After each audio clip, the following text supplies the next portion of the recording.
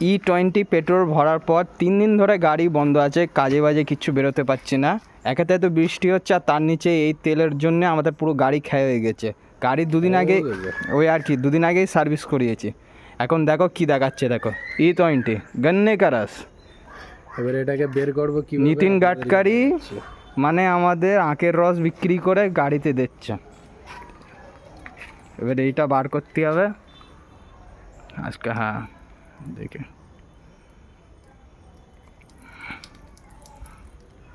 হালকা হালকা ছাড়।